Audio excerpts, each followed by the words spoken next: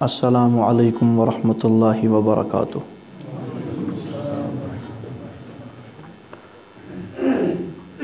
الحمد للہ وحدہ لا شریک لہ والصلاة والسلام علی من لا رسول ولا نبی بعدہ اما بعد فقد قال اللہ سبحانہ وتعالی فی الکلام المجید والفرقان الحمید فأعوذ باللہ من الشیطان الرجیم بسم اللہ الرحمن الرحیم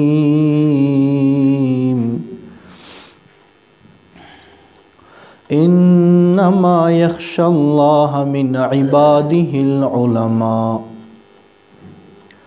عن ابی بکرۃ رضی اللہ عنہ قال قال النبی صلی اللہ علیہ وسلم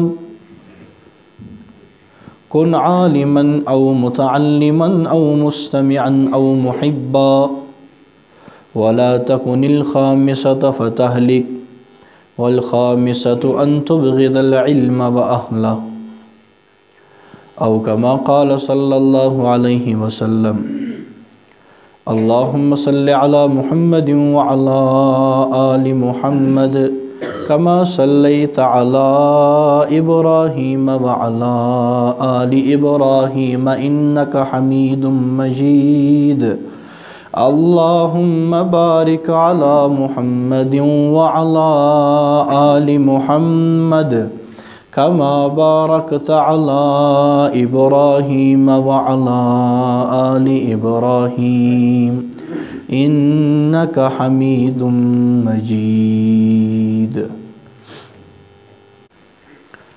میرے انتہائی واجب الاحترام قابل صد احترام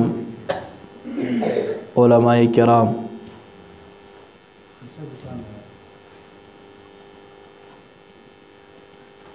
اور مسلک اہل سنت والجماعت سے تعلق رکھنے والے غیور مسلمان بھائیوں، بزرگوں اور دوستوں،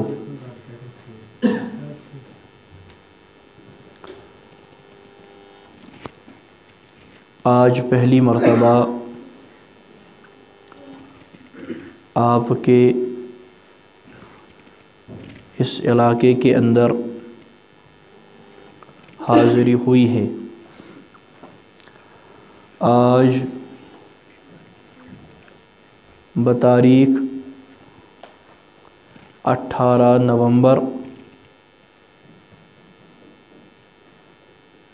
2018 عیسوی بروز اتوار آپ کے اس علاقۂ بیمداس اس میں یہ اجتماع منعقد کیا گیا ہے۔ اللہ پاک اس اجتماع کے انعقاد کرنے والوں کا یہ جلسہ منعقد کرنا قبول فرمائے، ہماری حاضری قبول فرمائے، آپ کا جمع ہونا قبول فرمائے۔ میرے محترم بزرگوں اور دوستوں، حضرت جناب نبی کریم صلی اللہ تعالی علیہ وسلم اس دنیا کے اندر تشریف لائے۔ آپ صلی اللہ علیہ وسلم نے دعوی نبوت فرمایا۔ اگرچہ آپ صلی اللہ علیہ وسلم پہلے سے نبی تھے۔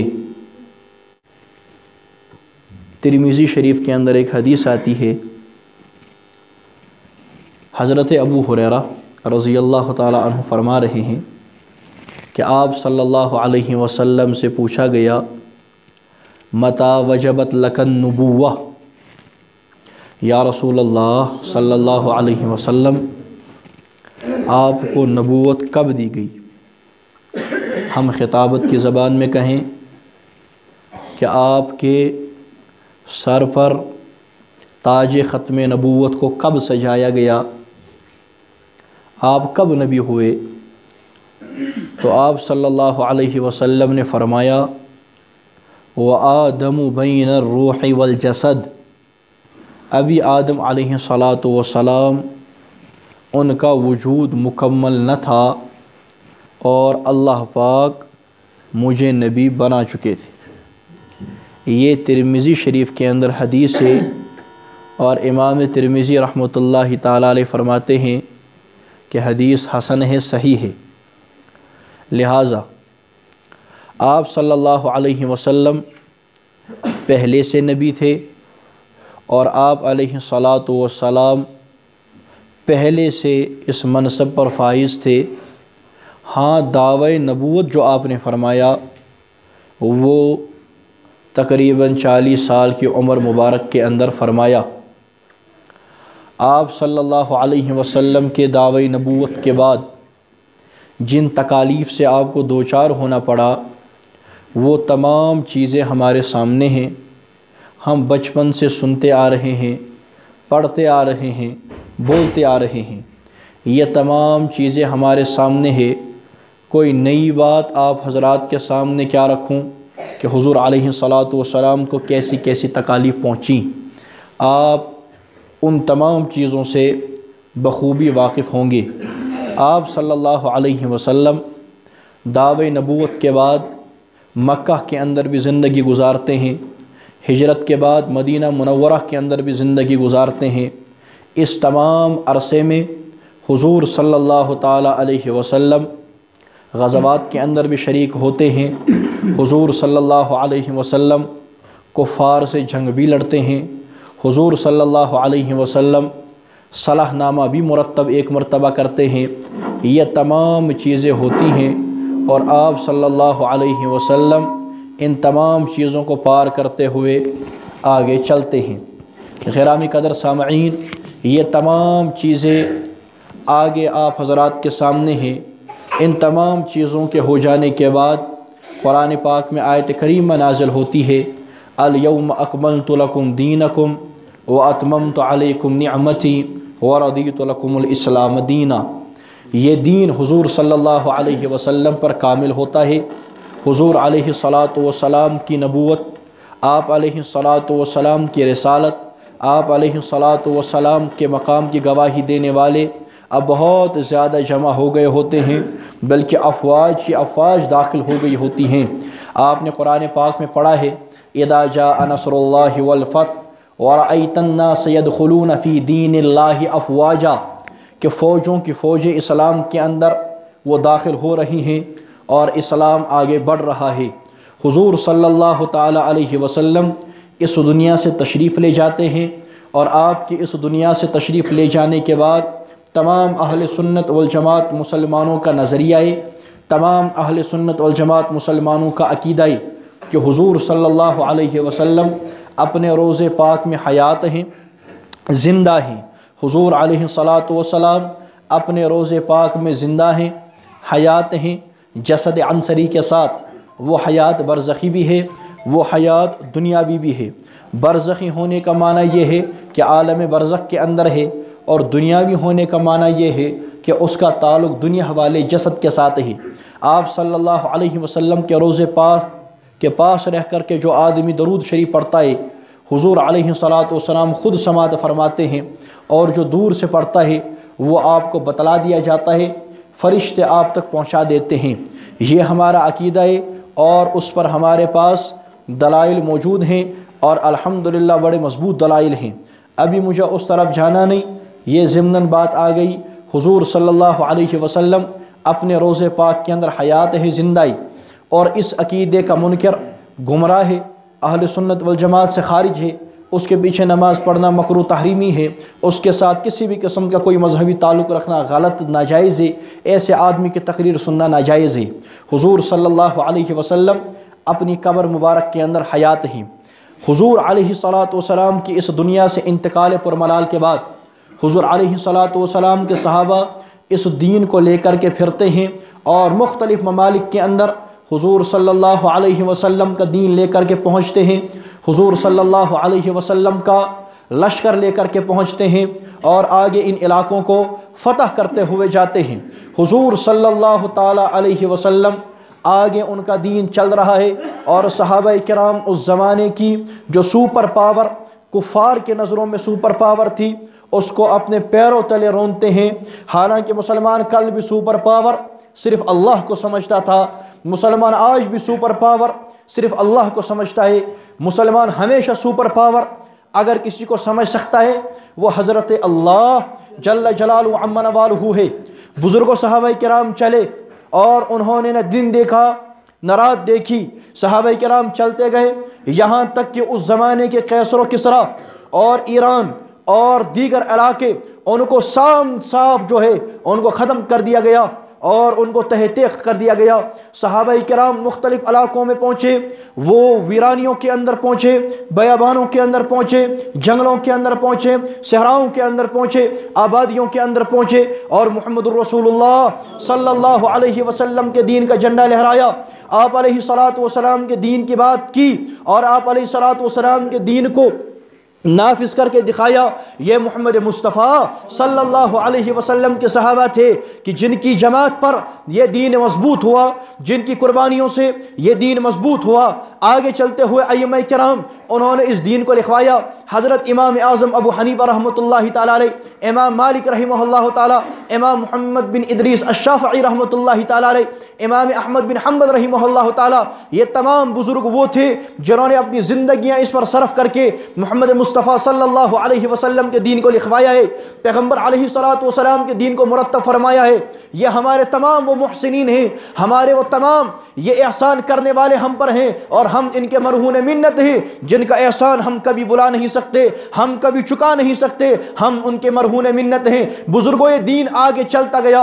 मुहद्दिसीन किराम ने मेहनत फरमाई, मुफस्सिरीन किराम ने मेहनत फरमाई, फुक़हा ने मेहनत फरमाई, मुज्तहिदीन ने मेहनत फरमाई, मुजाहिदीन ने मेहनत फरमाई, शुहदा ने अपना लहू दिया, औलिया किराम आए और उन्होंने इस दीन को आगे चलाया। मशाइख ने खानकाहें संभाली, अइम्मा ने मसाजिद संभाली, मुअज्जिनीन ने अज़ानें देनी शुरू कर दी, मुजाहिदीन ने उन्होंने मैदान जिहाद संभाल लिया और शुहदा ने अपने खून का कतरा एक एक कतरा ज़मीन पर गिराया। मुहद्दिसीन किराम उन्होंने हदीसों में से झूठ को बाहर निकाला। मुफस्सिरीन किराम ने कुरान के मुख्तलिफ माने की तशरीह फरमाई और कुरान पाक की खिदमत सर अंजाम दी। मुज्तहिदीन किराम वो इज्तिहाद करते रहे और नए आमदा मसाइल को हल करते रहे। मुसलमानों के सामने जो मुश्किलात आ सकती थी उनको दूर करते रहे, यहाँ तक कि दीन हमारे पास पहुँचा है और दीन हमारे पास पहुँचा और इसके अंदर बहुत बड़ा किरदार इस उम्मत के अकाबिरीन का है जिन्होंने ये दीन हम तक पहुँचाया। वो मुहम्मदुर रसूलुल्लाह सल्लल्लाहु अलैहि वसल्लम और हमारे दरमियान एक वास्ता है कि मोहम्मद मुस्तफ़ा अलैहिस्सलातु वस्सलाम का दीन पहुँचा, इनके वास्ते से हम तक पहुँचाए।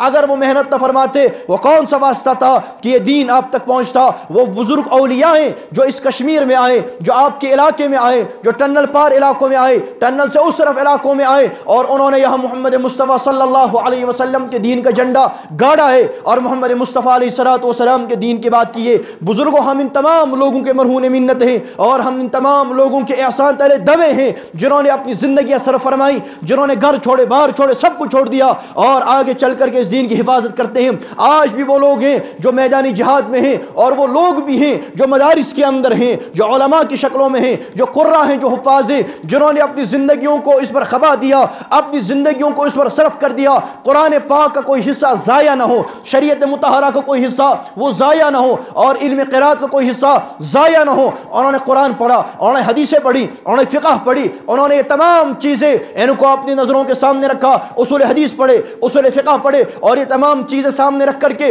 इस दीन की खिदमत की है, इस दीन को संवारा है और इस दीन को सामने रखा है। हम बरमला ये कहते हैं इन लोगों को और इन मदारिस में पढ़ने वाले लोगों को, इनको बलाई, इनको खून का टेस्ट करना ना आता हो, इनको, इन हजरात को, इनको पेशाब का टेस्ट करना ना आता हो, इनको नहीं आता, लेकिन इन्होंने पढ़ लिया मदारिस के अंदर कि अलिफ क्या होता है और बा क्या होता है और ता क्या होता है। इन्होंने कुरान पाक को पढ़ा या असातिज़ा के सामने पढ़े, इन्होंने देख लिया रब सूरह फातिहा में क्या कहता है, रब सूरह बकरा में क्या कहता है, रब आल इमरान में क्या कहता है, अल्लाह निसा में क्या कहता है, अल्लाह पाक माइदा में क्या कहते हैं। इन्होंने कुरान पाक को याद कर लिया, अलहम्दु से वन्नास तक पढ़ गए। कुरान पाक से 114 सूरतों को इन्होंने अपने अपने सीने के अंदर महफूज कर लिया। इन्होंने इस कुरान पाक की 30 पारों को और 30 पारों को अपने सीने के अंदर महफूज कर लिया। ये इस कुरान पाक के मुहाफिज बने। इनको मालूम है, इनको अगर ज्यादा साइंस नहीं आती, लेकिन ये इनको पता है मारने वाला अल्लाह है, जिंदगी देने वाला अल्लाह है, रिस्क देने वाला अल्लाह है, ताकत वाला अल्लाह है, बड़ाई वाला अल्लाह है, किबरियाई वाला अल्लाह है, सुपर पावर अल्लाह है। ये अल्लाह के अलावा किसी से नहीं डरते, अल्लाह के अलावा किसी से नहीं डरते। इनको किसी कुफर की ताकत की कोई परवाह नहीं। ये बस एक अल्लाह को मानते हैं, उसको ताकत वाला मानते हैं। इनको पता है ताकत वाला अल्लाह है और कादिर अल्लाह है और मुख्तार अल्लाह है। इन्होंने जान लिया मुहम्मद रसूलुल्लाह सल्लल्लाहु अलैहि वसल्लम कौन है। इन्होंने जान लिया कि ताज खत्म नबूवत किसको कहा जाता है, मनसब खत्म नबूवत किसको कहा जाता है। यह दुनिया के असबाब पर नजर नहीं रखते। अगर दुनिया का काफिर लड़ता है, वो दुनिया के असबाब पर नजर रख करके लड़ता है। मुसलमान लड़ता है, वो असबाब पर नजर रख करके नहीं लड़ता, वो अल्लाह की जात पर नजर रख करके लड़ता है, अल्लाह की जात पर भरोसा करके लड़ता है। और हमें यह मालूम है, कुरान पाक चिल्ला चिल्ला के ऐलान करता है, इन्नल्लाह अला कुल्लि शैइन कदीर, अल्लाह हर चीज पर कादिर है, अल्लाह हर चीज की कुदरत रखने वाला, अल्लाह हर चीज का मालिक, हर चीज का खालिक, हर चीज की ताकत रखने वाला अल्लाह है। उसके सामने न कल किसी की कोई हैसियत, न आज किसी की कोई हैसियत, न अल्लाह के सामने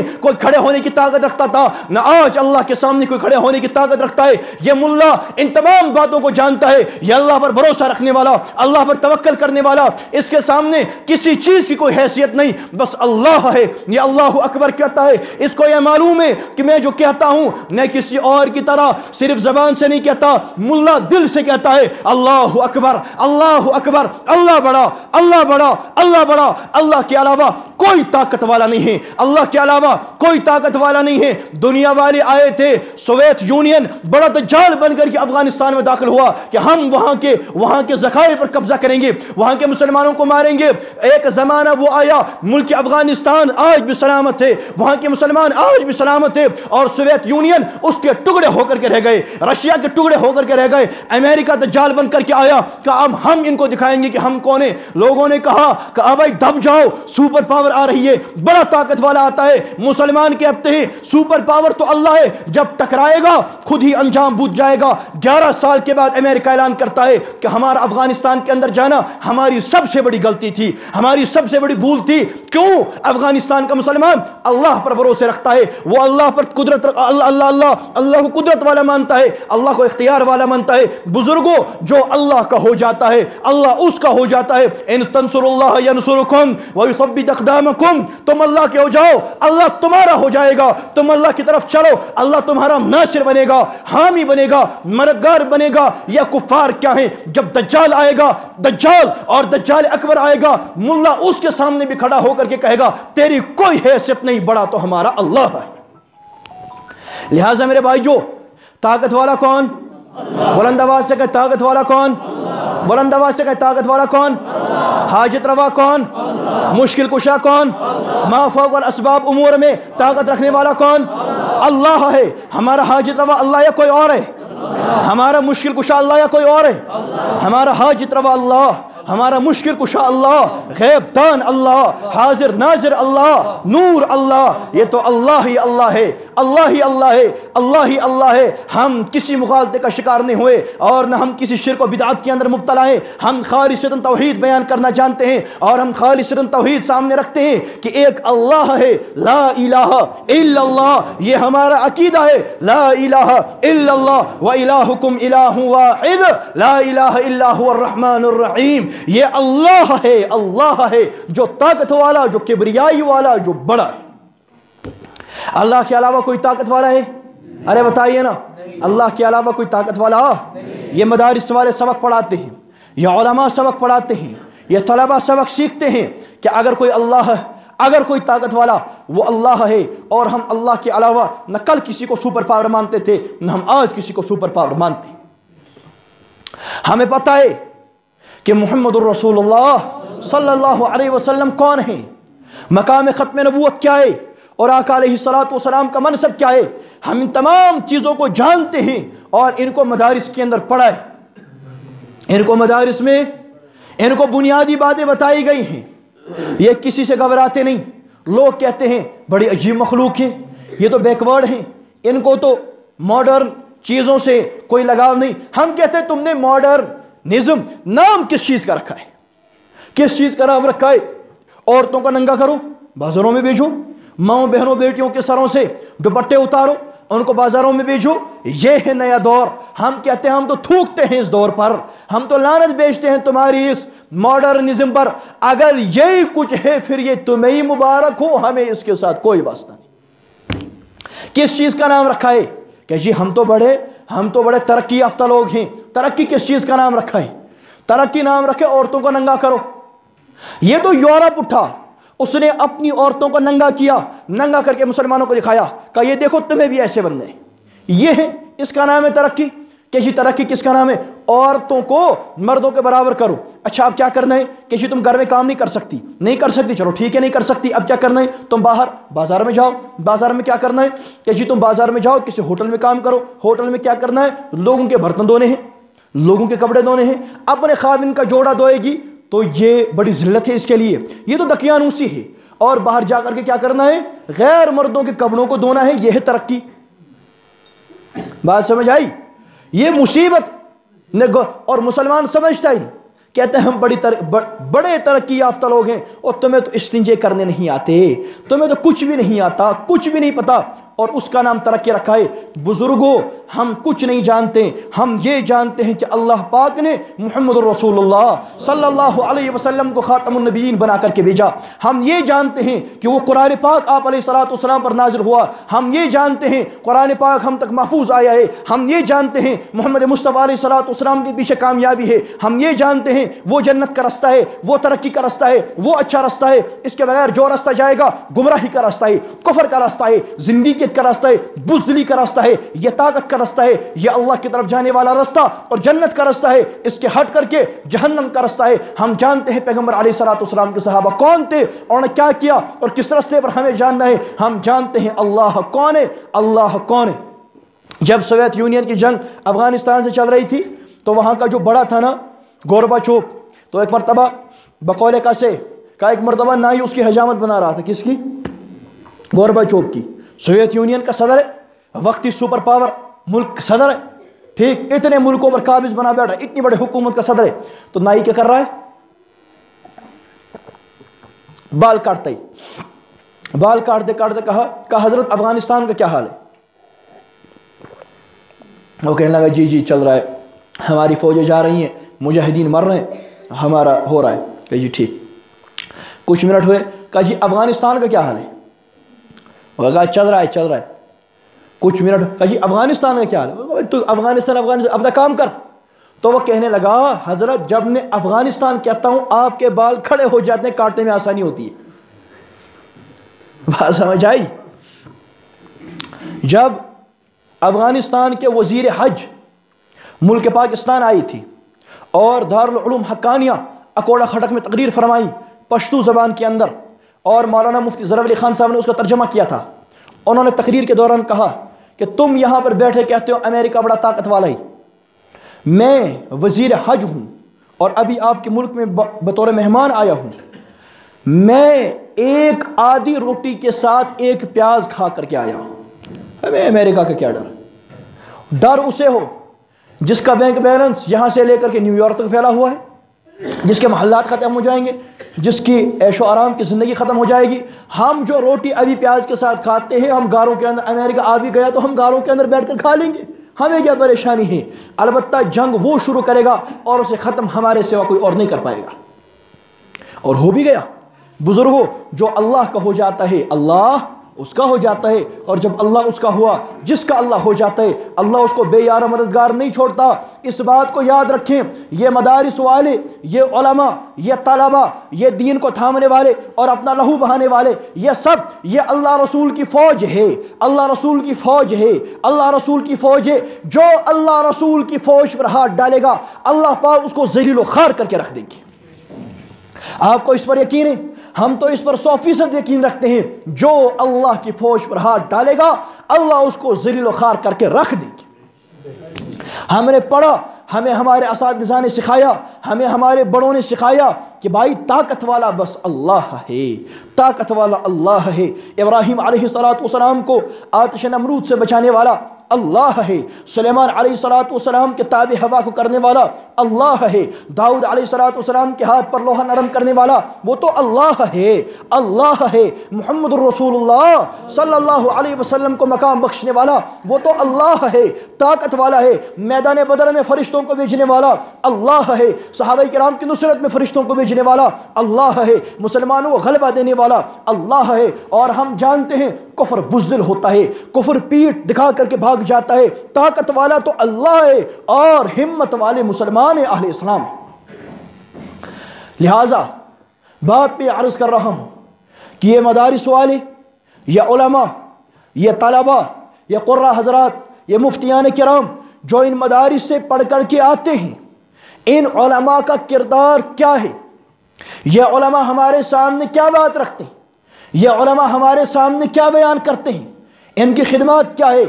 آپ نظر دوڑائیں، آپ کو نظر آئے گا کہ اگر آپ کا قرآن پاک محفوظ، اس کے ضامن یہ علماء، یہ حفاظ، مسلمان ساری دنیا کے سامنے اعلان کرتا ہے ہمارا قرآن پاک ضائع نہیں ہو سکتا۔ کیوں نہیں ہو سکتا؟ رب اعلان کرتا ہے اِنَّا نَحْنُ نَزَّلْنَا الذِّكْرَ وَإِنَّا لَهُ لَحَافِظُونَ، یہ قرآن اعلان کرتا ہے۔ لیکن بھائیو، یہ عالم اسباب ہے، عالم اسباب میں ہر کوئی چیز سبب کے دائرے میں ہوتی ہے۔ آخر اس چیز کا سبب کیا ہے؟ کیوں قرآن پاک بدل نہیں سکتا؟ آپ نے خطبہ سے سنا ہوگا اگر قرآن پاک کے تمام نسخے جمع کر دیے جائیں، اس کے بعد ان کو جلا دیا جائے، ہمارا قرآن پاک تب بھی محفوظ ہے۔ کیوں؟ یہ قرآن پاک ہمارے سینوں میں ہے۔ 8 سال کے بچے حافظ، 10 سال کے بچے حافظ، 12 سال کے بچے حافظ، علماء حافظ، بوڑھے حافظ، جوان حافظ، ہمارے سینوں میں قرآن۔ اگر یہ حفاظ آئے تو آئے کہاں سے؟ انہی مدارس سے۔ حفاظ کو پیدا کیا کنہوں نے؟ انہی مدارس والوں نے۔ اگر مدارس ختم ہو گئے حفاظ ختم ہو جائیں گے، اگر حفاظ ختم ہو گئے قرآن پاک کا محفوظ رہنا محال ہے اس دنیا کے اندر۔ لہٰذا بزرگوں، ہمارا دین محفوظ ہے، اس کے ضامن یہ علماء، یہ حفاظ ہیں، اور علماء حفاظ تب ہیں جب یہ مدارس ہیں۔ اگر مدارس ختم ہو گئے علماء حفاظ ختم ہو جائیں گے۔ اگر علماء اور حفاظ ختم ہو گئے دین کی شکل بگڑ جائے گی، دین کی شکل بگڑ جائے گی، ارتداد پھیلے گا، تمام لوگ کافر ہو جائیں گے، اور جب آخری مسلمان بھی ختم ہوگا لا الہ الا اللہ محمد الرسول اللہ، اللہ اس زمین کو بھی تباہ کر دے گا، اللہ آسمان کو بھی تباہ کر دے گا، اللہ سورج کو بھی تباہ کر دے گا، اللہ چاند کو بھی تباہ کر دے گا۔ یہ جو دنیا کا نظام چلتا ہے، اور سورج اپنے مستقر پر چلتا ہے، چاند اپنے مستقر پر ہے، اور دنیا اور اس آسمان اور زمین کا نظام یہ اپنے نظام پر چل رہا ہے، اور اس کا دن رات اپنے نظام پر چل رہا ہے۔ یہ سب برکت ہے اس ملا کی، اس مدرسے کی۔ مدرسہ ختم ہو جائے گا، آگے چل کر کے اللہ پاک ساری کائنات کو تہس نہس تباہ کر دیں گے، اور محشر کا میدان برپا ہو جائے گا۔ یہ تو علماء ہیں اور یہ مدارس ہیں۔ لہٰذا بھائی جو یہ سمجھنے کی باتیں ہیں کہ ہمارے احسان کرنے والے کون ہیں، اور یہ طاقت والے کون ہیں، اور بڑائی والے کون ہیں۔ حضرت علی رضی اللہ تعالیٰ عنہ، مجموع الزوائد کے اندر حدیث ہے، حضرت علی رضی اللہ تعالیٰ عنہ انہوں نے پوچھا نبی علیہ السلام سے کہ یا رسول اللہ ان نزل بنا امر لیس فیہ بیان امر او نہی فما تأمرنا، کہ یا رسول اللہ علیہ السلام اگر کوئی ایسا مسئلہ ہے جس میں آپ کو کوئی حکم یا آپ کی نہیں موجود نہ ہو تو ہم کیا کریں؟ آقا علیہ السلام نے فرمایا کہ علی شاوروا فیہ الفقہاء، فقہاء علماء کے پاس چلے جانا۔ کون ہے ضامن؟ کون ہے محمد الرسول اللہ صلی اللہ علیہ وسلم کے دین کو محفوظ کرنے والا؟ یہ علماء ہے۔ لہٰذا بھائی جو ان علماء کی قدر جانیں، اور الحمدللہ ثم الحمدللہ ثم الحمدللہ اس وقت سارے بر صغیر، ملک ہندوستان، ملک پاکستان اور ملک افغانستان، بنگلہ دیش اور ہماری اس وادی کشمیر، اس ریاست میں اگر سب سے زیادہ کسی کے مدارس ہیں تو وہ اہل دیوبند ہیں، دارالعلوم دیوبند ہیں، الحمدللہ۔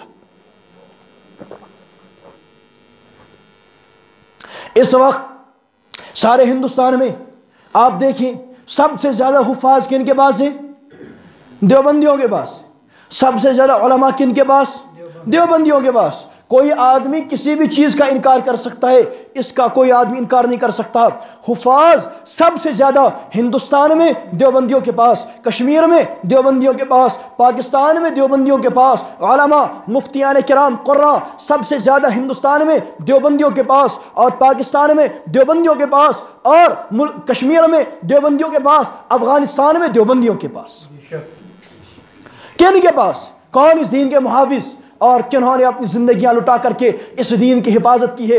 بھائیو سمجھیں ہمارا دوست کون ہے، ہمارا دشمن کون ہے، کس نے اس دین کو اور بغیر کسی ملاوٹ کے آپ تک پہنچایا ہے، کس نے شرک و بدعات کی آمیزی سے الگ ہو کر کے اس دین کو آپ تک پہنچایا ہے۔ اس زمانے میں محمد رسول اللہ صلی اللہ علیہ وسلم کی دین کی خدمت کرنے والا کون ہے؟ یہ دیوبندی ملا ہے، اس دارالعلوم دیوبند کا۔ اور ہم یہ ببانگ دوہل کہتے ہیں، آپ میپ اٹھا لیں، گلوب اٹھا لیں، اس کو پھیریں، پھر انگلی رکھے، دنیا کے جس خطے پر آپ کی انگلی پڑے گی، جس ملک پر آپ کی انگلی پڑے گی، اس ملک میں مسلمان رہتے ہوں اور وہاں دارالعلوم دیوبند سے تعلق رکھنے والا کوئی محمد مصطفیٰ کا روحانی بیٹا دین کا کام نہ کرتا ہو، ایسا ناممکن ہے۔ دنیا کے اندر جس جگہ جاؤ گے وہاں دارالعلوم دیوبند کے فیض یافتاؤں کو پاؤ گے۔ آپ حج کرنے جائیں، آپ عمرہ کرنے جائیں، آپ کعبۃ اللہ کے اندر جائیں، مسجد حرام میں جائیں، آپ کو مسجد حرام میں بیٹھا ہوا دیوبندی ملا قرآن پاک کا درس دیتا ہوا نظر آئے گا، بخاری کا درس دیتا ہوا نظر آئے گا۔ آپ مدینہ پاک جائیں، آپ کو مسجد نبوی میں دیوبندی ملا قرآن پاک کا درس دیتا ہوا نظر آئے گا، آپ کو حدیث کا درس دیتا ہوا نظر آئے گا۔ میرے بھائی جو یہ وہ حسین احمد مدنی کی جماعت ہے جس حسین احمد مدنی نے 15 سال سے زیادہ محمد رسول اللہ صلی اللہ علیہ وسلم کے روزے کے سامنے حدیث پڑھائی، اور جب حدیث پڑھاتے سند بیان کرتے، محدث کیا کہتا ہے؟ عن انس رضی اللہ عنہ قال قال النبي صلى الله عليه وسلم عن ابي بكرة رضی اللہ عنہ قال قال النبي صلی اللہ علیہ وسلم عن ابي هريرة رضی اللہ عنہ قال قال النبي صلی اللہ علیہ وسلم۔ لیکن جب حضرت شیخ الاسلام والمسلمین مولانا مدنی رحمۃ اللہ تعالی علیہ حدیث پڑھاتے، حضرت ایک لفظ کا اضافہ کرتے، حضرت کہتے عن انس قال قال هذا النبي صلی اللہ علیہ وسلم، روزے پاک کی طرف اشارہ کر کے کہتے انس کہتے ہیں کہ اس نبی نے فرمایا، ابو ہریرہ کہتے ہیں اس نبی نے فرمایا، ارے بھائی ابو بکر کہتے ہیں اس نبی نے فرمایا، ارواز ابن ساریہ کہتے ہیں اس نبی نے فرمایا، حضرت عثمان کہتے ہیں اس نبی نے فرمایا، حضرت علی کہتے ہیں اس نبی نے فرمایا، حضرت عمر کہتے ہیں اس نبی نے فرمایا۔ قال قال هذا النبي عن عمر بن الخطاب قال قال هذا النبي عن ابي بكرة قال قال هذا النبي عن انس قال قال هذا النبي صلی اللہ علیہ وسلم۔ اس طریقے سے دین حنیف کی خدمت کی اور محمد رسول اللہ علیہ السلام کی دینی خدمت کی، ملک ہندوستان میں کی، پاکستان میں کی، افغانستان میں کی، اور کشمیر میں کی، اور کشمیر سے باہر اور ایشیا اور بر صغیر سے باہر دنیا کے جس خطے میں آپ جائیں گے وہاں آپ کو دیوبندی ملا نظر آئے گا جو قرآن پاک کا درس دے رہا ہوگا، جو فقہ کا درس دے رہا ہوگا، حدیث کا درس دے رہا ہوگا، علوم عقلیہ و نقلیہ پڑھا رہا ہوگا۔ یہ محمد مصطفیٰ علیہ السلام کے یہ دیوانے ہیں۔ آپ سمجھے یہ اس زمانے میں علامہ اقبال نے بات کہی تھی، کہا اقبال نے شیخ کے حرم سے تہے محراب مسجد سو گیا کون، آواز مسجدوں کی دیواروں سے آئی، فرنگی بت کدے میں سو گیا کون۔ یہ تمیز علامہ اقبال تو پوتن یم چتے ملوک یم ام قرآن پاک حفاظت کر۔ میرے بھائی جو جن طلبہ کی دستار بندی ان مدارس کے اندر ہوتی ہے یہ سند ہوتی ہے، اگر محمد رسول اللہ صلی اللہ علیہ وسلم کے دین پر کوئی ڈاکہ ڈالنا چاہے یہ حافظ عہد کرتا ہے، وہ علماء اس کے سر پر سفید کفن باندھ کر یہ باطل کے سامنے اس بات کو اجاگر کر دیتے ہیں یہ حافظ ہر چیز کی قربانی دے سکتا ہے، اور وہ لال پگڑی نہیں باندھتے، وہ ہری پگڑی نہیں باندھتے، وہ سفید پگڑی باندھتے ہیں جو رنگ ہی کفن کا ہوتا ہے، اور اس کو سمجھا دیا جاتا ہے کہ دیکھ تیرا سب کچھ قربان، محمد رسول اللہ صلی اللہ علیہ وسلم کے دین پر سب کچھ قربان کر جانا، لیکن محمد مصطفیٰ کے دین پر کبھی کسی سودے کے لیے آمادہ نہیں ہو۔ نعرہ تکبیر، نعرہ تکبیر، سر بکف سر بلند،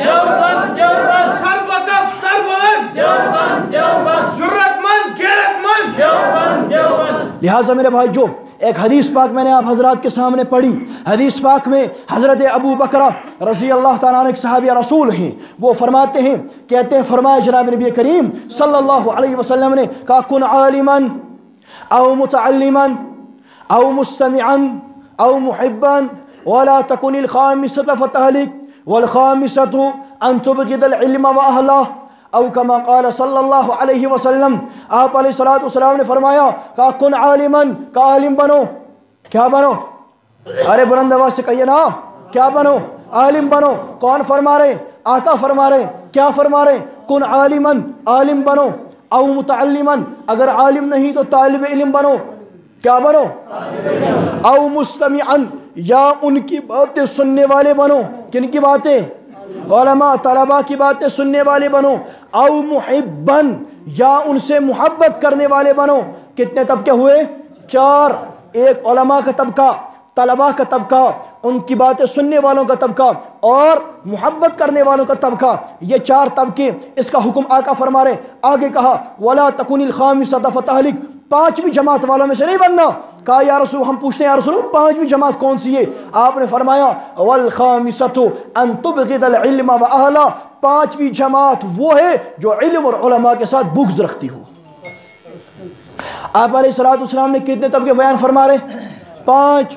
ان میں سے کامیاب کتنے؟ 4۔ ہلاک ہونے والے کتنے؟ ہلاک ہونے والا 1۔ 4 جو کامیاب ہونے والے کون کون سے؟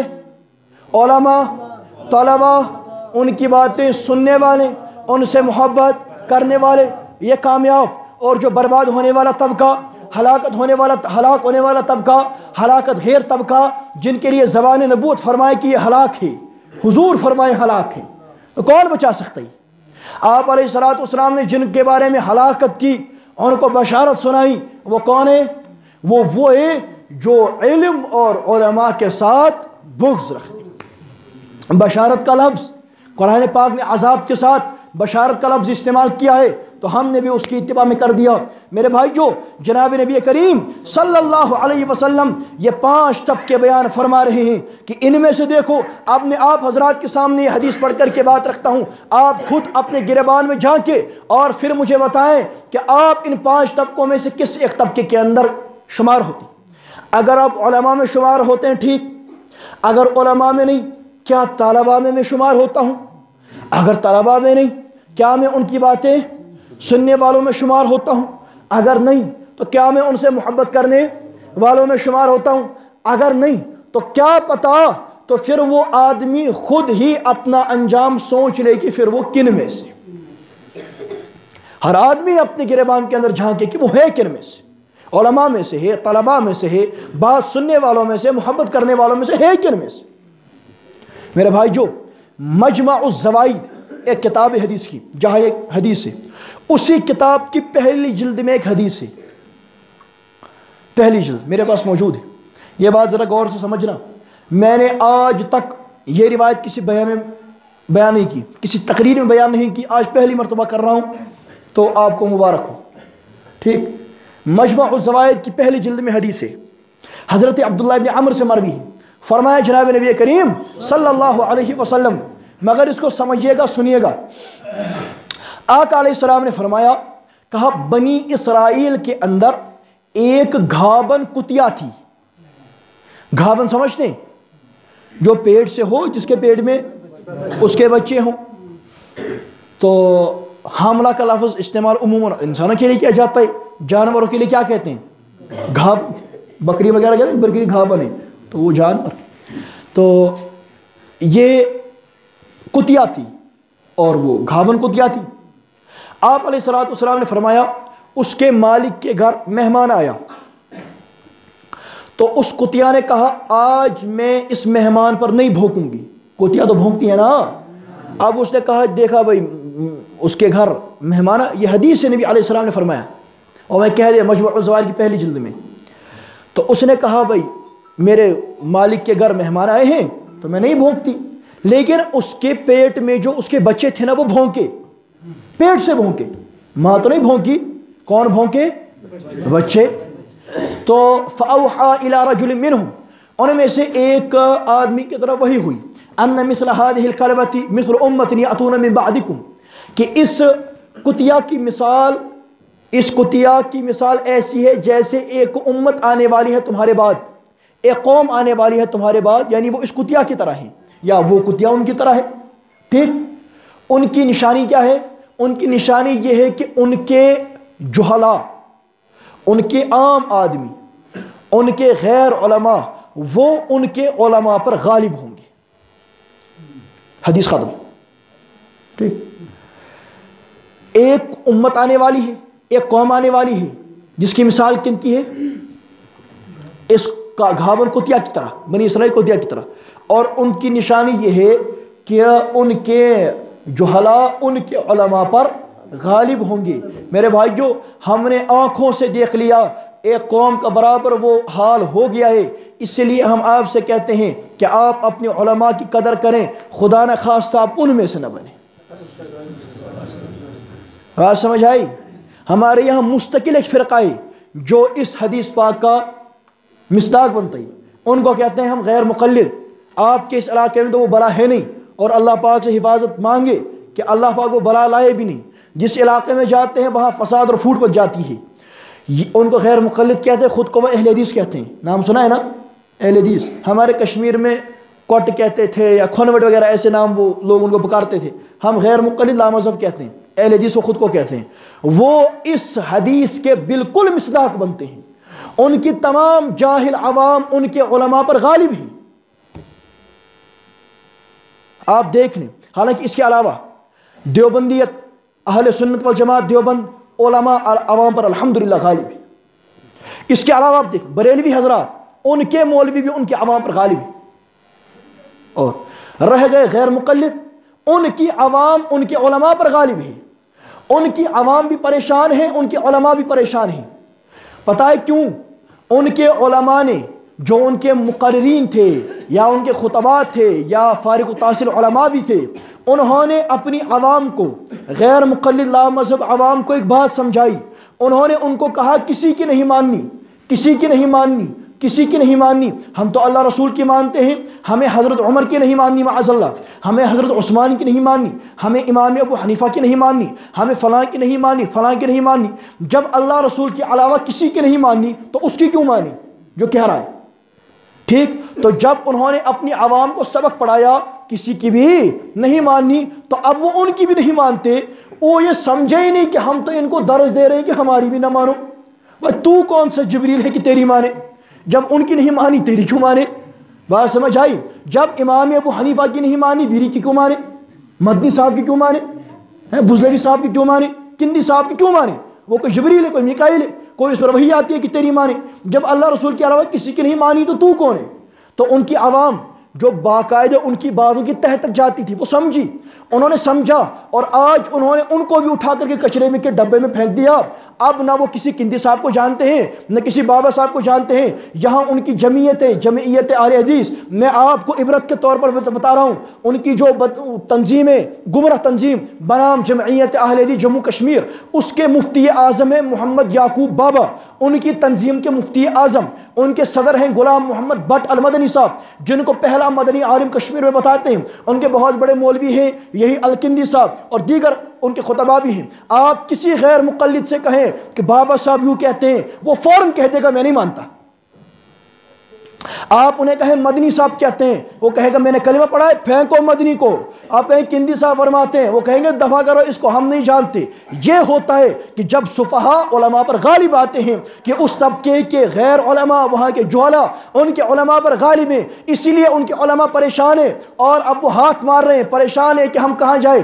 میں نے ایک آدمی کی تقریر سنی، نام اس کا میرے ذہن میں نہیں ہے، ہندوستان کا انہی کا مولوی ہے، مجھے فیس بک پر کسی نے دکھائی. ایک فتنہ اٹھائے پاکستان میں ایک آدمی کا، اس نئے مرزے کا. جب فتنہ اٹھا تو وہ غیر مقلد مولوی ہندوستان میں تقریر کرتا ہے، کہتا ہے دیکھو بھائی اس کا فتنہ یہاں آیا، کوئی دیوبندی اس کے پاس نہیں گیا، کوئی بریلوی اس کے پاس نہیں گیا، صرف ہمارے لوگ گئے. کیوں گئے؟ کیونکہ ہم نے ان کو سمجھایا جو ٹھیک بات کہے اس کے پاس جاؤ. اب ان کو انہی کی لگ رہی ہے تو ہمارے لوگ ان کے پاس جا رہے ہیں، لہٰذا آج کے بعد یہ سینٹ سباڑا بند کر دو، اپنے لوگوں کو یہ نہ کہو.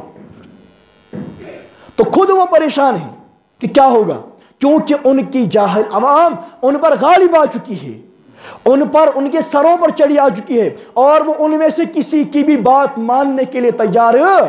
کل تک البانی صاحب کے نام پر ایک دوسرے کو مبارکبادی دی جاتی تھی، آج کہتے کون البانی؟ کیونکہ یہ اصول ہی ہے نا، جب ایک قوم کا ذہن بنایا گیا کسی کی ماننی نہیں تو وہ ان کی کیوں مانے؟ اسی لیے اب وہ ان کی بھی نہیں مانتے، ان کے خطبہ پریشان ہیں کہ یہ کسی کے نہیں مانتے، وہ سرکش قوم ہو چکی ہے، اور اب وہ بغیر کسی رسی کے اور بغیر کسی وہ کیا کہتے ہیں اس گٹھی کے اور بغیر کسی واسطے وغیرہ کے چل رہے ہیں، اور جہاں کوئی جائے۔ اسی لیے ان کے لوگ منکر حدیث بھی ہوتے ہیں، اسی لیے ان کے لوگ، وہ مرزا قادیانی خود پہلے غیر مقلد تھا، بعد میں وہ آگے وہاں گیا ہے، عبداللہ چکڑالوی پہلے غیر مقلد ہوا پھر آگے چلا، سر سید احمد خان پہلے غیر مقلد ہوا پھر آگے چلا، اسی طریقے سے دیگر افراد، یہ تمام فتنے تر کے تقلید سے آتے ہیں۔ بزرگوں، جس قوم کو یہ سبق پڑھایا گیا کسی کی نہیں ماننی، ان اکابر علماء کی نہیں ماننی، فقہا مجتہدین کی نہیں ماننی، آج وہ اپنے خطبہ اور علماء کی ماننے کے لیے بھی تیار نہیں، اسی لیے ان کے مولوی پریشان ہیں، ان کے مولوی پریشان ہیں، ان کے بڑے پریشان ہیں، اور خود وہ عبرت کا نشان بن گئے، اور بالکل اس حدیث کے مصداق ہو جاتے ہیں جو نبی نے فرمایا کہ اس کتیا کی مثال ہے مجمع الزوائد کے اندر، اس کتیا کی مثال کہ ان کے جہلا ان کے علماء پر غالب ہوں گے۔ الحمدللہ ہم نے تو اس بد نصیب قوم کا اپنی آنکھوں سے مشاہدہ کر لیا۔ ان کو آج کی زبان میں لا مذہب غیر مقلد کہتے ہیں، خود کو اہل حدیث سلفی کہتے ہیں۔ تو آپ ان کو دیکھ کر کے عبرت پکڑے۔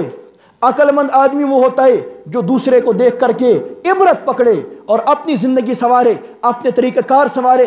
آپ ان کو دیکھیں، اچھا ان کے علماء بھی پریشان اور ان کی عوام بھی پریشان۔ غیر مقلدوں کی جو سنجیدہ عوام ہیں، ایک تو ہوتے پاگل قسم کے لوگ، جو ان کی سنجیدہ عوام ہیں وہ خود پریشان ہیں کہ ہم کیا کریں۔ کیوں؟ ہمارے ایک ساتھی ہیں، بڑگام میں رہتے ہیں، پہلے غیر مقلد ہوئے، پہلے غیر مقلد تھے، پھر سنی حنفی ہو گئے، دیوبندی ہو گئے، اور آج ان کو بہت سارے لوگ جانتے ہیں، اس کا نام ہے سہیل احمد دیوبندی کہتے ہیں۔ ان کی تقریر، پہلے خود غیر مقلد تھے، اب ہو گئے۔ تو میں نے ان سے پوچھا کہ کیا وجہ بنی؟ وجوہات بہت ساری ہوتی، مرکزی وجہ کیا بنی کہ تو نے اس گمراہی کو چھوڑ دیا؟ تو انہوں نے مجھ سے کہا کہ حضرت کسی بھی عمل پر اطمینان ہی نہیں ہے۔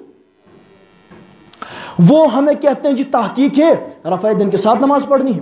اب ہم پڑھتے تو تھے لیکن اطمینان نہیں تھا، کیا پتہ کل جا کر تحقیق بدل جائے، پچھلی ساری نمازیں ختم۔ تو ہم جو بھی عمل کرتے، اس نے مجھے بتایا کہ ہم جو بھی عمل کرتے تھے ہمیں کسی بھی عمل پر اطمینان ہوتا ہی نہیں تھا کہ ہے یا نہیں ہے۔ کیوں؟ ہم کہتے تھے، ہم ایک دن ایک روایت بیان کرتے تھے، ایک دن وہ کہتا تھا یہ حدیث صحیح ہے، دوسرے دن کہتے موضوع ہے، یہ مسئلہ ختم۔ ایک دن ایک مسئلہ کہتے تھے، دو دن کے بعد کہ تحقیق بدل گئی۔ تو ہم کہتے تھے بھائی پچھلے دنوں جو عبادات کی کہ جی ختم۔ تو ہم پریشان ہو گیا، آخر کار میں خود آیا اور سمجھتے سمجھتے میں یہ بات سمجھ گیا کہ ایک عامی آدمی کے لیے، غیر مجتہد کے لیے اجتہادی مسائل میں سوائے مجتہد کی تقلید کے اور کوئی چارہ کار ہے ہی نہیں۔ میں نے اس گمراہی کو چھوڑ دیا، میں دیوبندی ہو گیا۔ تو میرے بھائی، جو ان کی جو سنجیدہ عوام ہے نا وہ پریشان ہیں، اسی لیے اب جو ان کی سنجیدہ عوام ہے، اگرچہ وہ باہر سے ظاہر نہ کرے، اگرچہ وہ باہر سے نہ کہیں، لیکن اندر اندر سے وہ خود کو اب حنبلی تسلیم کرتے ہیں۔ وہ اپنے بارے میں سوچتے ہیں کہ ہم حنبلی ہو گئے ہیں، اب وہ اسی سہارے اور اسی اطمینان کے ساتھ چلتے ہیں۔ وہ بہت پریشان ہیں، بہت پریشان ہیں، بہت پریشان ہیں۔ ان کی عوام بھی پریشان، ان کے علماء بھی پریشان، ان کے بڑے پریشان۔ وجہ یہ کہ انہوں نے وقت پر علماء کی نہ مانی، وہ گمراہ ہو گئے، راہ راستے سے ہٹ گئے اور عبرت کا نشان بن گئے، اس حدیث کا مصداق بن گئے۔ بزرگوں، اسی لیے آپ سے گزارش کرتا ہوں، ان علماء کی قدر کریں، ان مدارس کی قدر کریں، حفاظ کی قدر کریں، علماء کی قدر کریں، مفتیان کرام کی قدر کریں۔ الحمدللہ الحمدللہ، ہم ربا تمہارا شکر ادا کرتے ہیں، تم نے ایسے علماء دیے ہیں، تم نے ایسے حفاظ دیے ہیں جو ہمارے سامنے کھول کھول کر کے بیان کرتے ہیں۔ ہمیں کسی گمراہی یا کسی اور چیز کے اندر مبتلا ہونے کی ضرورت نہیں، جو ہمارے سامنے دین بیان کرتے ہیں بغیر ملاوٹ کے کرتے ہیں اور بالکل صحیح اور اچھے طریقے سے کرتے ہیں، ہے یا نہیں؟ تو دیکھیے، اپنے عقائد کو ان علماء کے پاس جا کر کے سنواریں، اپنے مسائل کو سنواریں، اپنے اعمال کو سنواریں اور بالکل ٹھیک طریقے سے چل کر کے آگے جنت کا راستہ کھلائے۔ بزرگوں، سب کچھ ہو چکا ہے، حدیث پر محدثین نے بہت کام کر لیے، اب بھی محدثین کرتے ہیں، تفسیر پر بہت کام ہو گیا، اب بھی مفسرین کرتے ہیں، اللہ ان کو سلامت رکھے، اور حفاظ کرام موجود ہیں۔ ہمیں صرف اس دین پر عمل کر کے آگے چلنا ہے۔ ہمیں تو سب کچھ کھول کر کے بیان کر دیا گیا ہے، سب کچھ کھول کر کے سامنے رکھ دیا گیا ہے، لیکن ہم پھر بھی عمل کرنے کے لیے تیار ہیں۔ لہٰذا بزرگوں اپنے اعمال کی اصلاح کریں، اپنے عقائد کی اصلاح کریں۔ قرآن پاک میں اللہ پاک فرماتے ہیں کہ والعصر ان الانسان لفی خسر الا الذین آمنوا وعملوا الصالحات وتواصوا بالحق وتواصوا بالصبر۔ اب میں اس کا مفہوم عرض کرتا ہوں، ترجمہ نہیں۔ اللہ فرماتے ہیں والعصر، قسم ہے زمانے کی، ان الانسان لفی خسر، صرف وہ انسان کامیاب ہے، مفہوم، ترجمہ نہیں۔ ان الانسان لفی خسر، صرف وہ انسان کامیاب ہے، الا الذین آمنوا، جس کے عقائد درست ہوں۔ بتائیے جس کے عقائد، بتائیے نا جس کے عقائد، وعملوا الصالحات، اعمال سنت کے مطابق ہوں، اعمال سنت کے، وتواصوا بالحق، پھر جب اس کے اپنے عقائد درست ہوں گے، اپنے اعمال سنت کے مطابق ہوں گے، پھر وہ دوسروں تک بھی اس کی تبلیغ کرے اور صحیح عقائد اور صحیح اعمال کو پہنچائے۔ وتواصوا بالصبر، اس دعوت دینے کی بنیاد پر اس پر جو مشکلات آئیں گی، گالیاں پڑیں گی، ان پر وہ صبر کرے۔ یہ چار چیزیں ہوں، لہٰذا وہ انسان کامیاب ہے۔ تو کیا کیا ہونا چاہیے؟ اپنے عقائد درست، اعمال سنت کے مطابق، اور دوسروں تک پھر اس بات کو پہنچائے، اور نمبر 4 اس پر جو تکالیف پہنچیں گی ان پر صبر کریں۔ ہمارے ذمے 2 کام ہیں۔ ایک کام یہ ہے کہ ہمیں اپنے عقائد اور اعمال کو درست رکھنا ہے، عقائد کو درست رکھنا ہے، اعمال کو سنت کے مطابق بنانا ہے۔ دوسرا کام یہ ہے کہ ہمیں عوام اور دیگر افراد جو ہیں ان کو صحیح عقائد پر لانا ہے، صحیح اعمال سنت کے مطابق اعمال پر لانا ہے، اور پھر ان کے اعمال و عقائد کو بچانا ہے۔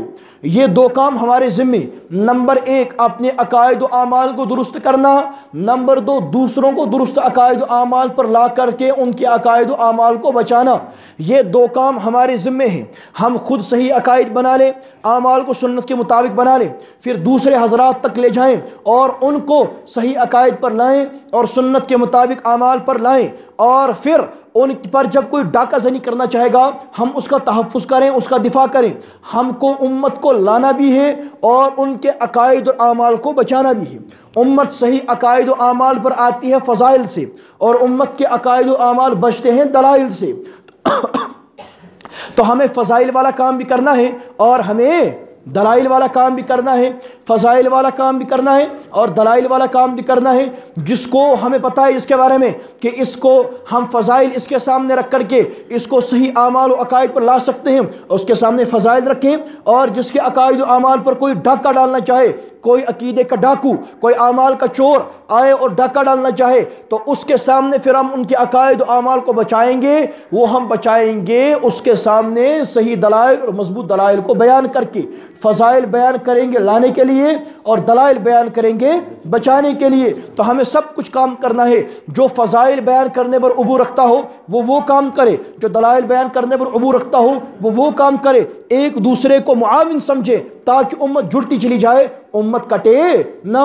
ہمیں تو امت کو جوڑنا ہے کہ توڑنا ہے؟ ارے بتائیے، امت کو جوڑنا ہے توڑنا ہے؟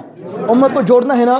تو ہم صاف کہتے ہیں کہ جو بھائی فضائل والی محنت کرتے ہیں ہم آپ کی فضائل والی محنت کو قبول کرتے ہیں، آپ ہمارے دلائل والی محنت کو قبول کر لیں۔ ایسا تو نہیں ہوگا کہ ہم آپ کے فضائل والی دعوت کو قبول کریں اور آپ ہمیں کہیں کہ آپ کی دلائل والی محنت غلط ہے، پھر کیسے ہوگا اتحاد؟ ہم آپ کی دعوت قبول کرتے ہیں، آپ ہماری دعوت قبول کر لو۔ ہم آپ کی محنت کو سراہتے ہیں، آپ ہماری محنت کو سراہو۔ آپ پر اعتراض ہوتا ہے ہم جواب دیتے ہیں، ہم پر کوئی اعتراض کرے اگر آپ علمی جواب نہ دے سکیں کم از کم تحفظ ہی کریں۔ اگر تحفظ نہیں بھی کر سکتے کم از کم مخالفت تو نہ کریں، کم از کم پیٹھ پیچھے برائی تو نہ کریں۔ بات سمجھ آئی؟ اگر آپ ہماری معاونت نہ کر سکتے ہیں نہیں کریں، ہمیں کوئی ضرورت نہیں۔ الحمدللہ الحمدللہ الحمدللہ ہم عقائد اہل سنت والجماعت اور امام ابو حنیفہ رحمۃ اللہ تعالی علیہ کی دفاع کے لیے اللہ کے فضل و کرم سے کافی و وافی۔ ہمیں کوئی ضرورت نہیں آپ کی، لیکن کم از کم مخالفت بھی تو نہ کرے، کم از کم پیچھے یہی تو نہ کرے۔ دیکھیے جو آدمی کہتا ہے ہمیں امت کو جوڑنا ہے، اور جوڑنے کے بعد کہ جی اہل بدعت کو بھی لاؤ ہمیں جوڑنا ہے، ملحدین کو لاؤ ہمیں جوڑنا ہے، صحابہ کے دشمنوں کو لاؤ ہمیں جوڑنا ہے، اور ہم تو تمہارے اپنے ہیں، ہمیں الگ کیوں کرتے ہو؟ ہم تو اپنے ہیں تمہارے، ہمارے ساتھ جوڑو، اور جب جوڑنے کی بات کرنی ہمیں جوڑو۔ ہم تو بیٹھے کہ ہم سے کب جڑو گے؟ تو یہ کون سی مصیبت ہے کہ ہمیں اہل بدعت سے تو جڑنا ہے، ہمیں ملحدین لا مذہبوں سے تو جڑنا ہے، لیکن اپنے جو لوگ ہیں۔ اچھا آپ دیکھیے، آپ مجھے بتائیے، ایک ہوتا ہے عقیدے کا اختلاف اور ایک ہے انداز کا اختلاف۔ ہم کہتے ہیں بریلوی گمراہ، ہم کہتے ہیں غیر مقلد گمراہ، ہم کہتے ہیں جماعت اسلامی والے گمراہ، ٹھیک ہے نا جی؟ تو ہم اس بنیاد پر کہتے ہیں کہ ان کا عقیدہ درست نہیں ہے، ٹھیک ہے نا جی؟ ان کا عقیدہ درست نہیں ہے۔ اور دوسرا آدمی آپ کے پاس آ کر کے کہتا ہے کہ وہ تو غلط ہیں ہی، لیکن نعمان بھی غلط کرتا ہے۔ کیوں؟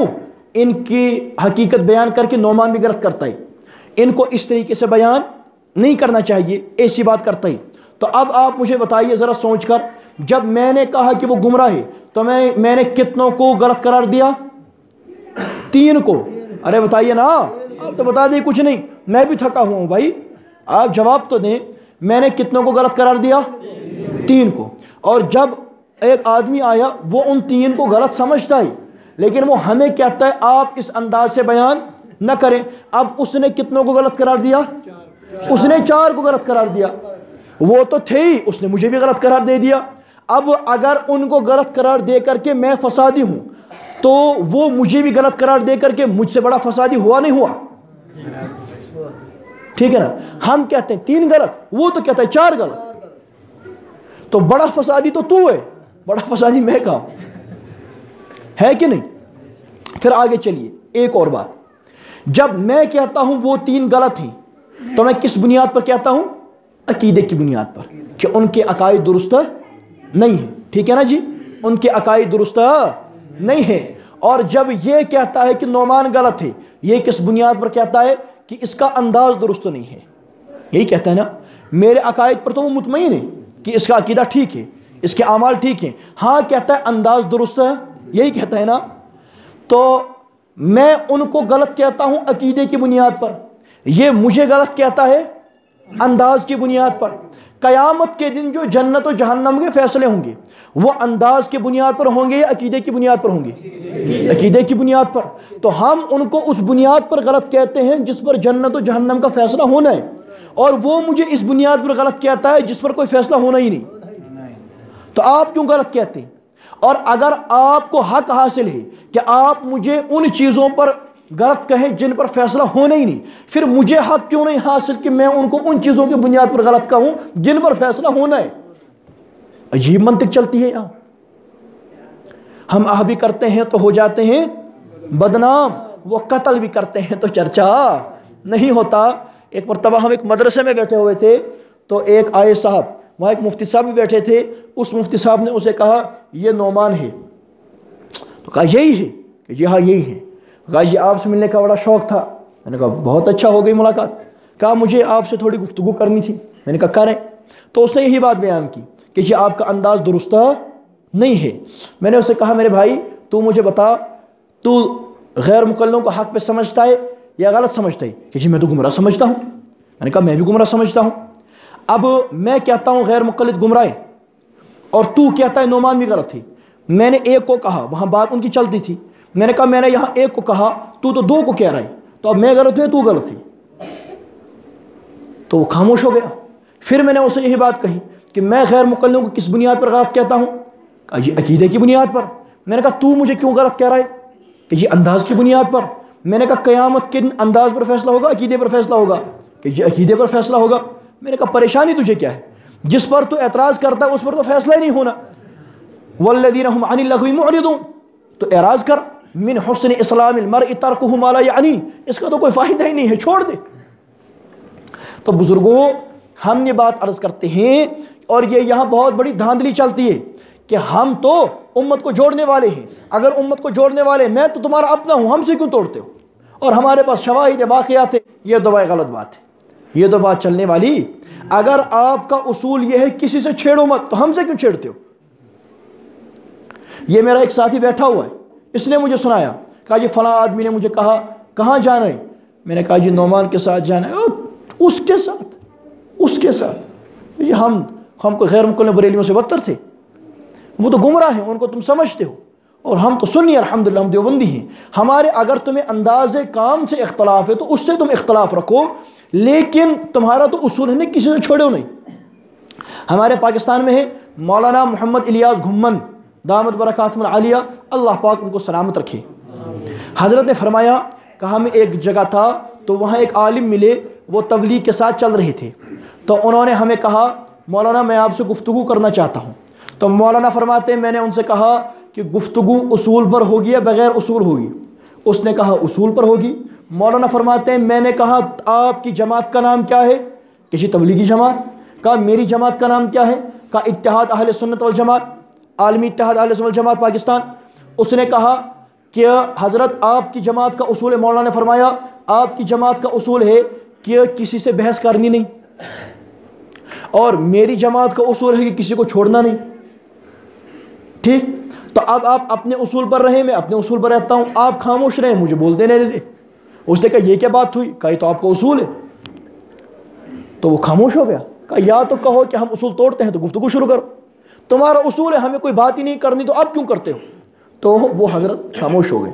تو دیکھیے جب ہر کوئی آدمی اپنے اپنے اصول پر رہے گا، جب ہر کوئی آدمی اپنے ضوابط کے اندر رہے گا تو اطمینان کے ساتھ تمام کام چلتے رہے۔ جو آدمی بھی حدود کو پھلانگ کر کے باہر گیا وہ ملیا میٹ ہو جاتا ہے، خود تو ڈوبتا ہی ہے، دوسروں کو بھی ڈوباتا ہے۔ ہم تو ڈوبے ہی تھے، تمہیں بھی ساتھ لے ڈوبیں گے۔ تو دیکھیے جب دین کا کام کرنا ہے وہ اصول و ضوابط کے ساتھ کرنا ہے، اور یہاں جتنی محنتیں چلتی ہیں، اہل حق کرتے ہیں، مدارس ہیں، خانقاہیں ہیں، مناظرین ہیں، اور اسی طریقے سے مجاہدین ہیں، اور تبلیغی جماعت ہے، دیگر محنتیں ہیں، تمام لوگ جب اپنے حدود میں رہ کر کے کام کریں گے تو دین کا کام آگے چلے گا۔ اور جو ایک بھی حدود کو پھلانگتا ہوا باہر آئے گا تو وہ خود بھی خراب ہوگا اور اپنے ساتھ اوروں کو بھی لے ڈوبے گا۔ جب تمام حضرات اپنے حدود میں رہ کر کے اصول و ضوابط میں رہ کر کے کام کریں گے تو انشاءاللہ تمام کام ہوں گے۔ تو تمام حضرات اپنے اصول و ضوابط کا خیال رکھیں، اپنے اصول کا خیال رکھیں۔ جو ہمارے ساتھی تبلیغی جماعت کے ساتھ وابستہ ہیں، تبلیغی جماعت کا اصول ہے کسی سے بحث کرنی نہیں، کسی کے بارے میں کچھ کہنا ہی نہیں، کسی کے بارے میں بات زبان کھولنی نہیں۔ تو نہ کھولیں، آپ خاموش رہیں، تمام کام ہوتا رہے گا۔ آپ زبان کھولیں گے تو کیسے کام چلے گا؟ اور جب کسی جگہ آپ کا اور کسی اور کا اختلاف ہوگا اس کی وجہ یہ ہوگی کہ آپ نے اپنی جماعت کا اصول توڑ دیا۔ آپ کی جماعت کا اصول یعنی آپ بمانا کہ آپ جس کام میں لگے ہوئے ہیں، ورنہ سب کچھ ہمارا ہے، ہم سب کچھ ایک ہیں۔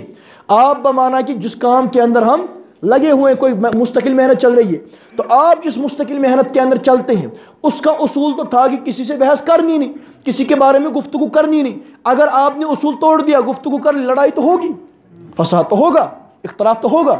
آپ اصول کو برقرار رکھیں، امن و امان کے ساتھ تمام حضرات چلیں گے۔ آپ فضائل والا کام کرتے رہیں، ہمیں دلائل والا کام کرتے رہنے دیں۔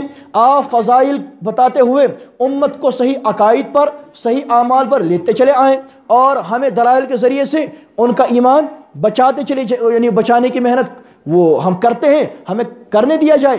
تو دیکھیے آپ فضائل والی محنت کرتے ہیں، یہ بھی دین کا حصہ، ہم دلائل والی محنت کرتے ہیں، یہ بھی دین کا حصہ۔ ہم جڑ کر کے جو محنت کریں گے، آپ ہمارے دلائل کو مانو، ہم آپ کی فضائل والی محنت کو مانتے ہیں، آپ ہماری دلائل والی محنت کو مان جاؤ، امت جڑ جائے گی، امت ٹوٹے گی۔ اگر ہم آپ کے فضائل والی محنت کو مانیں اور آپ دلائل والی محنت کو نہ مانیں تو امت تو ٹوٹے گی۔ حضرت امام التبلیغ مولانا محمد یوسف رحمۃ اللہ تعالی علیہ، وہ جب اسی کام کے سلسلے میں حضرت مولانا احمد علی لاہوری رحمۃ اللہ تعالی علیہ سے ملے تھے اور اپنی کام کی نوعیت وغیرہ بتائی تھی، تو اس وقت امام الاولیاء مولانا احمد علی لاہوری رحمۃ اللہ علیہ نے بیان کیا تھا، کہا تھا مولانا جس دن، جملہ یاد رکھیے گا، مولانا احمد علی لاہوری امام الاولیاء انہوں نے فرمایا مولانا یوسف رحمۃ اللہ علیہ سے، کہا مولانا جس دن آپ کو اپنی جماعت یا اپنے اس کام کے بقا کے لیے اور دیگر دینی شعبوں کا فنا ہونا ضروری معلوم ہوگا، جس دن اپنی نہج اپنی جماعت کی بقا کے لیے دیگر دینی شعبوں کے فنا ہونے کو آپ ضروری سمجھیں گے، وہ دن گمراہی کی طرف تمہارا پہلا قدم ہوگا۔ یہ کنہوں نے فرمایا؟ لاہوری نے۔ تو دیکھیے جب کام اصول و ضوابط کے ساتھ ہوگا تو آگے کام چلے گا۔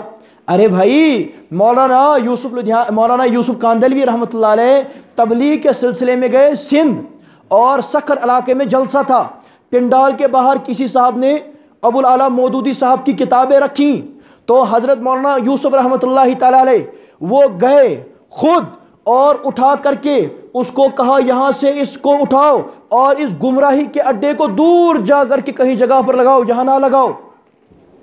کیا آج ہم اس بات کا تصور کر سکتے ہیں؟ نہیں۔ تو بھائی جو ہمارا دل جلتا ہے تو ہم باتیں کرتے ہیں۔ تو دیکھیے امت جب جڑ کر کے ہم بات کریں گے اور کام کریں گے تو امت جڑتی چلی جائے گی اور کام بھی ہوتا چلا جائے گا۔ اگر ہم نے گڑبڑ کی تو پھر سارے کام ملیا میٹ چلے جائیں گے اور کوئی بھی کام نہیں ہو پائے گا۔ اچھا جی چلیے آگے دیکھیے، حضور صلی اللہ علیہ وسلم میں نے بتایا آپ علیہ الصلوۃ والسلام سے ہمیں کیا حاصل ہوا؟ تکمیل دین۔ حضور علیہ الصلوۃ والسلام پر دین کامل ہوا تو آپ علیہ الصلوۃ والسلام سے کیا حاصل ہوا؟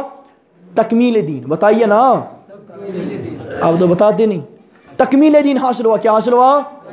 یعنی دین تو کامل ہوا۔ اس کے بعد صحابہ کرام نے پھیلایا تو صحابہ کرام سے حاصل ہوا تمکین دین۔ کیا حاصل ہوا؟ تمکین یعنی مضبوط کرنا، تمکین دین۔ صحابہ کرام سے تمکین، حضور سے تکمیل اور صحابہ سے تمکین۔ اس کے بعد ائمہ کرام آئے، انہوں نے دین کو لکھوایا، اسے کہتے ہیں تدوین دین۔ کیا کہتے ہیں؟ لکھوانا۔ انہوں نے لکھوایا اور سب سے پہلے امام ابو حنیفہ رحمۃ اللہ علیہ نے لکھوایا، پھر دیگر ائمہ کرام بھی لکھواتے چلے گئے۔ اس کے بعد اس زمانے میں جب ایک طرف سے اہل بدعت ایک طرف سے اہل الہاد کھڑے ہو گئے تو اللہ پاک نے علماء دیوبند سے کام لیا اور انہوں نے دین کو پاک صاف طریقے سے آگے پہنچایا، اور ان سے اللہ پاک نے جو کام لیا اس کو کہتے ہیں تطہیر دین۔ کیا کہتے ہیں؟ حضور سے کیا حاصل ہوا؟ تکمیل دین۔ صحابہ سے کیا حاصل ہوا؟ تمکین دین۔ امام ابو حنیفہ رحمۃ اللہ علیہ اور دیگر ائمہ مجتہدین سے کیا حاصل ہوا؟ تدوین دین۔ اور علماء دیوبند سے کیا حاصل ہوا؟ تطہیر دین۔ اردو دان حضرات کے لیے کہتا ہوں، ایسے یاد رہے گا، حضور دین کے لانے والے، بتائیے حضور دین کے، صحابہ کرام دین کے پھیلانے والے، صحابہ کرام دین کے، امام ابو حنیفہ دین کے لکھوانے والے، امام ابو حنیفہ دین کے، اور علماء دیوبند دین کو بچانے والے، علماء دیوبند دین کو بچانے والے۔ ہم ان تمام حضرات کے ساتھ نسبت رکھتے ہیں۔ حضور کے ساتھ ہماری نسبت تو کہتے ہیں اہل سنت۔ کیا کہتے ہیں؟ صحابہ کے ساتھ نسبت تو کہتے ہیں والجماعت۔ کیا کہتے ہیں؟ امام ابو حنیفہ کے ساتھ ہماری نسبت تو کہتے ہیں حنفی، اور علماء دیوبند کے ساتھ ہماری نسبت تو کہتے ہیں دیوبندی۔ اسی لیے ہمارا مکمل نام کیا ہے؟ ہم مسلمان ہیں، ہم اہل سنت والجماعت حنفی دیوبندی مسلمان ہیں۔ نسبت بڑا مسئلہ ہوتا ہے نا۔ دیکھیے ایک طبقہ خود کو کہتا ہے اہل قرآن۔ کیا کہتا ہے؟ منکر حدیث ہے نا، وہ خود کو کہتا ہے اہل قرآن، اور دوسرا طبقہ خود کو کہتا ہے اہل حدیث، اور ہم خود کو کہتے ہیں اہل سنت والجماعت۔ کبھی آپ نہیں سنیں گے کہ وہ کہیں اہل حدیث والجماعت، سنا ہے کبھی؟ کبھی آپ نہیں سنیں گے کہ منکر حدیث کہیں گے اہل قرآن والجماعت، سنا ہے کبھی؟ نہیں۔ ہم کہتے ہیں اہل سنت۔ اگر آپ ان سے پوچھیں گے کہ تم اہل قرآن والجماعت کیوں نہیں کہتے، وہ کہتے ہیں قرآن کامل ہے، تو ہمیں اور لفظ جوڑنے کی ضرورت کہ جی ٹھیک۔ آپ ان سے کہیں آپ اہل حدیث کے ساتھ کوئی اور لفظ کیوں نہیں جوڑتے، وہ کہیں گے حدیث کامل ہیں، ٹھیک ہے نا جی، اور اسی میں پھر وہ قرآن کو بھی جوڑ دیتے ہیں۔ حالانکہ گڑبڑ ہے، قرآن پاک میں کہیں پر بھی لفظ اہل حدیث نہیں آیا، اور کسی بھی حدیث پاک کے اندر جناب نبی کریم صلی اللہ علیہ وسلم نے اپنی امت کی اہل جماعت کا نام اہل حدیث نہیں رکھا ہے۔ پھر ہم ان کو کہتے ہیں آپ اہل قرآن والحدیث کیوں نہیں کہتے؟ تو وہ کہتے ہیں قرآن پاک میں قرآن کو بھی حدیث کہا گیا ہے، فَبِأَيِّ حَدِيثٍ بَعْدَهُ يُؤْمِنُونَ، تو ہم کہتے ہیں اسی قرآن میں تو فرعون کی بات کو بھی حدیث کہا گیا ہے، هَلْ أَتَاكَ حَدِيثُ الْجُنُودِ فِرْعَوْنَ وَثَمُودَ۔ تو اگر یہ عمومی قاعدہ ہے کہ قرآن پاک نے جس جس کو حدیث کہا وہ اس بات پہ شامل ہے، پھر تو فرعون بھی آپ کے نام میں شامل ہے۔ کہتے ہیں نہیں وہ والا نہیں یہ والا، تو یہ کہ افتؤمنون ببعض الکتاب وتکفرون ببعض، کہ بعض کو ماننا ہے بعض کو نہیں ماننا، یہ کیا بات ہوئی؟ اچھا تو وہ کہتے ہیں اہل حدیث حدیث کامل ہے، ہمیں والجماعت نہیں جوڑنا، لیکن ہم تو جوڑتے ہیں نا، ہم کہتے ہیں اہل سنت والجماعت، اور اس پر تمام امت کا اتفاق ہے کہ جو جنتی طبقہ ہوگا اس کا نام ہوگا اہل سنت والجماعت۔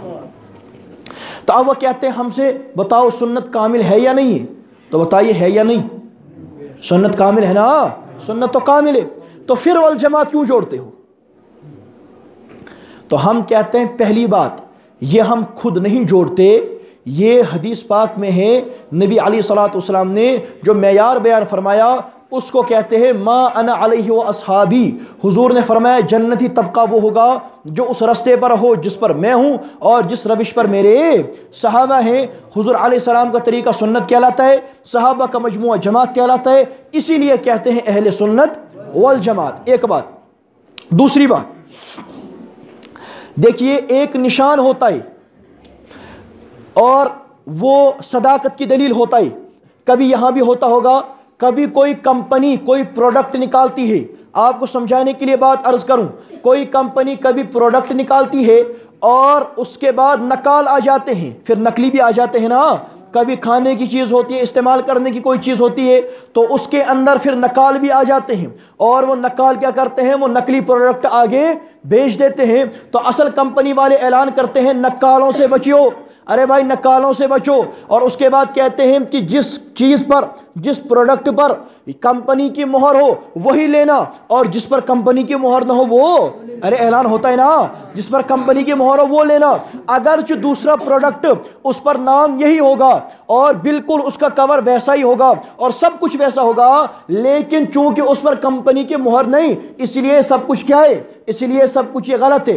اسی طریقے سے یہ جو والجماعت ہے نا، یہ والجماعت ایک مہر ہے، یہ والجماعت ایک نشانی ہے کہ حضور کے نام پر تو بہت سارے لوگ بیان کریں گے، لیکن دیکھنا صحابہ کی مہر کس پر ہے۔ اگر کسی آدمی نے حضور صلی اللہ علیہ وسلم کے نام پر کوئی بات بیان کی اور اس پر اس نے صحابہ کرام کی مہر نہ دکھائی، سمجھنا جھوٹا ہے۔ اگر کسی آدمی نے نبی علیہ الصلوۃ والسلام کا نام دکھایا اور اس پر صحابہ کرام کی شہادت نہ ہوئی، سمجھ جانا کہ جھوٹا ہے، یہ آدمی صحیح نہیں چل رہا، کیونکہ نبی کریم صلی اللہ علیہ وسلم کا اگر طریقہ کار ہوتا اس پر لازماً صحابہ کرام کی مہر ہوتی۔ محمدی بننے کے لیے ابو بکری بننا لازمی ہے، محمدی بننے کے لیے عثمانی بننا لازمی ہے، محمدی بننے کے لیے عمری بننا لازم ہے، محمدی بننے کے لیے علوی بننا لازم ہے۔ جب تک کوئی آدمی صحابہ کا نہ ہوگا وہ محمد رسول اللہ صلی اللہ علیہ وسلم کا نہیں ہو سکتا۔ اسی لیے یہ والجماعت کیا ہے بھائی؟ والجماعت مہر ہے۔ دیکھو آدمی اپنی دانش سے کسی چیز کو بھی کچھ بنا لیتا ہے۔ اب تمہارے سامنے ایک حدیث بیان کرے گا، معنی اپنا بیان کرے گا، ہمیں حدیث سے اختلاف نہیں، جو تو من گڑت معنی بیان کرتا ہے نا اس سے اختلاف ہے۔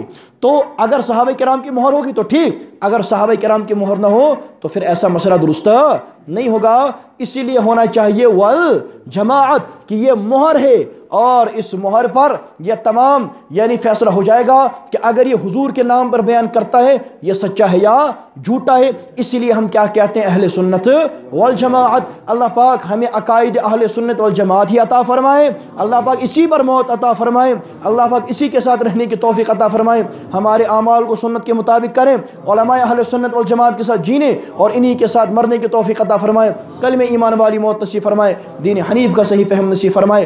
اب حضرت مفتی محمد اقبال قاسمی دامت برکاتہم العالیہ رکن انجمن صدائے حق جموں کشمیر حضرت مفتی صاحب تشریف لائے ہیں اور اپنے مخصوص انداز میں حضرت مفتی صاحب خطاب فرمائیں گے۔